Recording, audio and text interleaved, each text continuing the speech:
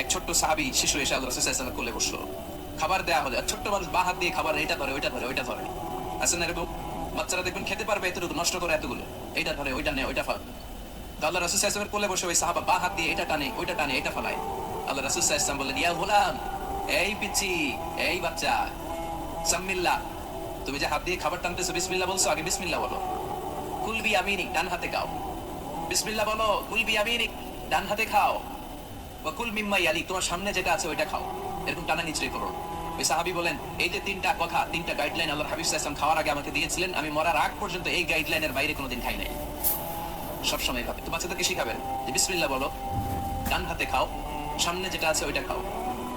একবার আল্লাহ রাসূল সাল্লাল্লাহু আলাইহি ওয়াসাল্লামের প্রিয় দৌহিত্র মানে নাতি হাসান রাদিয়াল্লাহু তাআলা আনহু, আল্লাহ রাসূল সাল্লাল্লাহু আলাইহি ওয়াসাল্লাম খুব ভালোবাসতেন হাসান রাদিয়াল্লাহু তাআলা আনহুকে এবং হুসাইন রাদিয়াল্লাহু তাআলা আনহু, এই দুইজনকে। ওনারা দুই ভাই আল্লাহ রাসূল সাল্লাল্লাহু আলাইহি ওয়াসাল্লামের পিঠে উঠে আল্লাহ রাসূল সাল্লাল্লাহু আলাইহি ওয়াসাল্লামের ঘোড়া বানিয়ে খেলতো।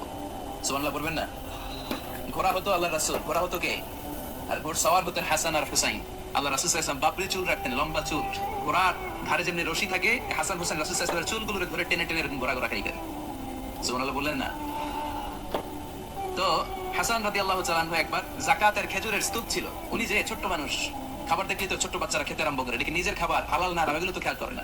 হাসান রাদিয়াল্লাহু তাআলা আনহু যাকাতের খেজুর নিয়ে খেতে আরম্ভ করলেন। আল্লাহ রাসূল সাল্লাল্লাহু আলাইহি ওয়াসাল্লাম এসে ওনার গলায় চেপে ধরলেন, চেপে জোর করে মুখ থেকে টেনে খেজুর বের করলেন আর বললেন, ইন্না লা নাকুলু সাদাকা, হাসান তুমি জানো না আমরা হাশিমি খানদানের লোক, আমরা আলে মুহাম্মদ, আমার বংশের কেউ কোনোদিন তার গলা দিয়ে যাকাতের কোনো সম্পদ ঢুকাতে পারবে না। খবরদার হাসান, খবরদার নাতি, ফেলে দাও।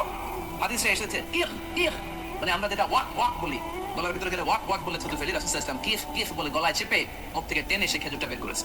বলেছেন হাসান আমরা যাকাতের সাদাকার খেজুর খাই না, খবরদার হাসান কখনো যাকাতের খেজুর খাবে না। সুবহানাল্লাহ।